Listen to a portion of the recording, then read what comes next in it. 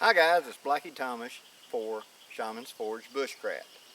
And today we're going to deal with beginning bushcraft, and we're going to deal with Bushcraft Kit. We've already covered the idea of the haversack. Now I'm going to talk about the fire kit. So stay with me, I'll get it laid out, and we'll discuss my mindset on what constitutes a fire kit. Stay with me. The basic bushcraft fire kit. A fire kit is simply some way of carrying the ability to make fire. Now, let's talk about the easy ones first. For example, every fire kit should have a lighter in it. Plain old disposable lighter. There are many detractors from this, but in reality, a lighter is a very reliable way to light a fire. And there's many videos on little tips and tricks you can do with it. What I have done with this one is I've taken a piece of bank line, put a lap of tape, put 2 knots in the end, pulled it over to make a loop, and then wrapped a little duct tape around it. So the duct tape can be used as a fire starter itself, and it's also a ready supply of emergency duct tape. And then to keep the button from accidentally getting pressed in the haversack, I've wrapped heavy sewing thread around to keep the button jammed in the upward position. I've had this one for probably 3 or 4 years now, and it works just fine. This is my emergency lighter. You either have a fire method that produces a coal or produces a flame. A flame is a great advantage when your tinder is a little bit wet or damp.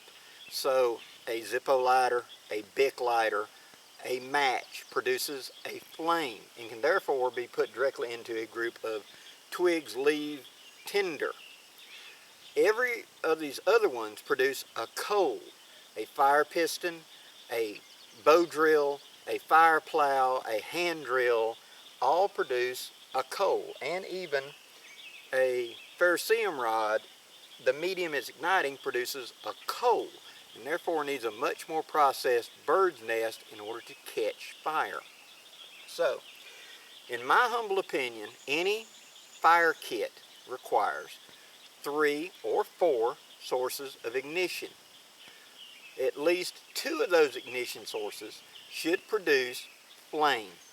So, I recommend matches in some form and a lighter.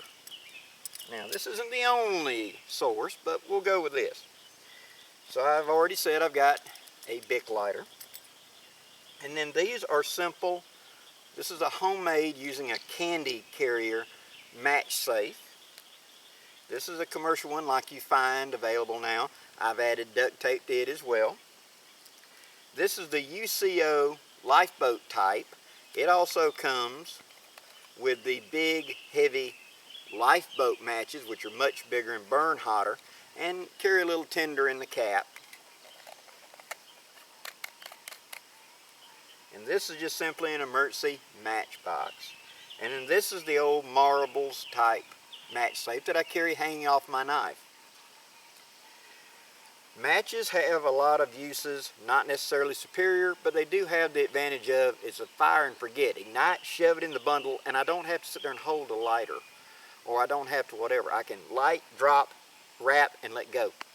Especially with the lifeboat matches. These will keep burning and igniting. It's very, very, very difficult to put these out. And so once these ignite, you've got a real steady source of flame. Now, as far as a produces a coal, that is a ferrocerium rod. That is also flint and steel. And there are multiple versions of that available.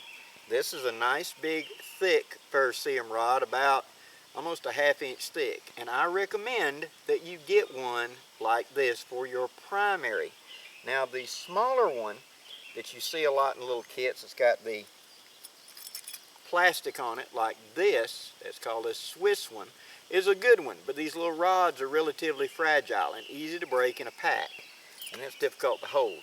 These big thick ones, just buy a blank like I've done here. And what I've done is, I've taken, again, a piece of cord and tied 2 knots on the end. I have wrapped a piece of duct tape, put the loop up there so it's hanging off, and then wrap more duct tape so that the knots are secured in that duct tape. And then I hung a piece of elastic on it so I can wrap it around, stretch it, and hook it back over itself to keep it hanging on the side of my haversack. A rugged, reliable way to do it. This one is about 3 years old and it's lit hundreds of fires and it's showing hardly any signs of wear. Also, this type of ferrocerium rod, you find them advertised quite a bit, is a good one. It has the big, heavy, again, ferrocerium rod in the middle of it. It has a built-in striker for producing a good hot spark. It has a pocket in the bottom to put a wet fire cube, steel wool, some sort of tinder. And it also has a neat little nifty little reflector on the end of it. I've never used a little reflector. But a lot of people like these. These are good fire sets to carry. The ferrocerium rod is going to produce a spark that is going to either ignite or produce a coal. Either way, you got to have fine processed stuff. The flint and steel produces sparks. These sparks are somewhere in the neighborhood between 500 to 800 degrees. The ferrocerium rod is normally much hotter, like in 1,000 to 2,000 degrees. The ferrocerium rod, the flint and steel set requires charred material usually to ignite. Now, you're going to hear this term, char cloth, char, charred material, charred tinder. All they're talking about is some organic material, be it originally cotton or whatever, that's been burned in a fire and is turned into charcoal or char. It's black. Now this is my char tin. In a char tin I have inside of it, I had gathered from my fire small hunks of the pre-burned to black char from the fire. These will catch a spark and become a coal that I then transfer into my fire kit. Now we're going to deal with all this in skills. Right now I'm just giving you a basic. My other one is a char tin that's got a little hole in the top of it. And this one has char cloth in it, where I had scrap 100% cotton that I put in there and charred it in a fire to produce something that will catch a spark from a flint and steel set. It will also catch a spark from a ferrocerium rod. This type of tin is actually a ammunition for a pellet gun. Screw lid, the other one's a friction lid. Now, these two containers here are called tinder boxes. Note the term tinder.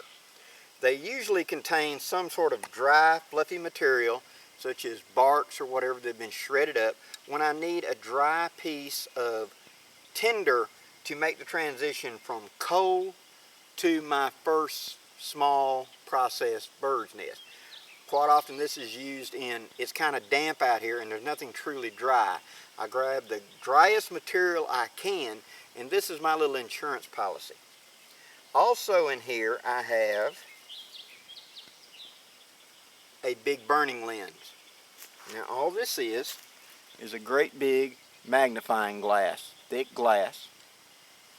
And I carry it inside this tin so that this shredded up bark pads it, keeps it from scratching up. Now, resources. Oh, let me show you this other one, I'll come back.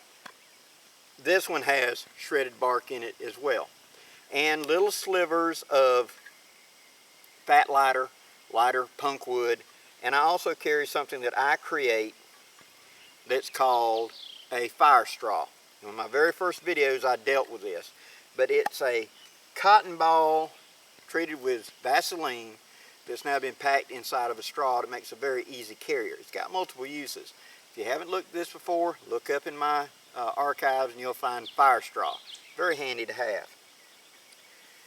Now, how to carry a fire kit.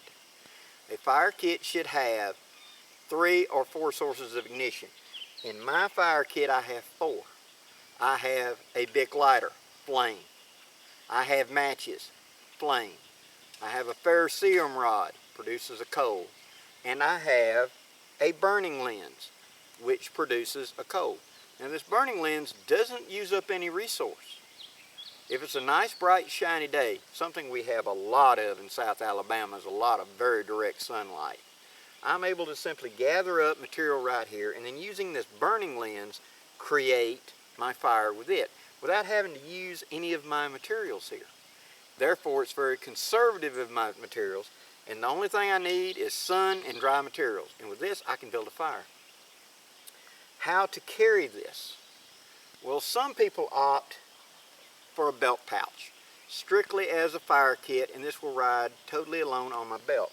It has advantages. Some people prefer to use a haversack of some form and carry their fire kit in the haversack. Both of these correct. It's whatever you want to do. It needs to be kept dry. So especially any of this stuff like the char tins or these tinder boxes need to be kept dry. So if I'm sweating and my clothes become sopping wet, if I'm carrying this in a shirt pocket, it's getting damp. It needs to be waterproof. Matches should be in a waterproof container of some kind that's going to keep it from leaking, keep it from being contaminated, because when you really need it, that's not the time to find out that your sweat of the last 8 hours has dampened it. Okay? The ferrocerium rod is pretty impervious to being wet. You just blow it off and dry it and it's good to go. The Bic lighter and things like that, blow, clean it out, dry it out, it will work. Millions of cigarette lighters, millions and millions of cigarette smokers can't be wrong. This was cheap, effective, and disposable, and was used by millions of people in all kinds of environments and weather to use. Yes, when they get wet, they don't want to spark, they don't want to work. Sometimes you got to play with it to make it happen. But that comes into skill set, knowing what to do. Okay, this is my basis of a fire kit. Not all of this rides at one time. I'm trying to give you a big overview, like I pointed out with my haversack. Your fire kit should have three minimum, I like 4, sources of ignition. You should have some form of tinder that's waterproof or severely protected with you, so that if you cannot find truly dry, you've got something to get that marginal stuff going. Okay? Now, if you notice, I have not talked about primitive, like the bow drill or the hand drill, or etc. That's another record entirely, and you should never bet your life strictly on primitive. It's a skill. It's a very good skill to learn, but at the same time, it's a skill that if I'm tired, if I'm hot, if the humidity's high, if I can't find the right wood, carry a lighter, carry a ferrocerium rod, carry some matches. When you're dead tired and exhausted, light a match, stick it in the bundle and let it ignite. You know, this is supposed to be enjoyable, and it's supposed to be something that we enjoy come out here to do. If you're having to struggle with every step, you don't understand these skills yet. Take the time to practice these skills. Get out at the end of your driveway and just gather up materials and practice igniting them from various means. Take a Bic lighter and wear it out. Find out what materials seem to ignite easy, what materials don't seem to ignite easy.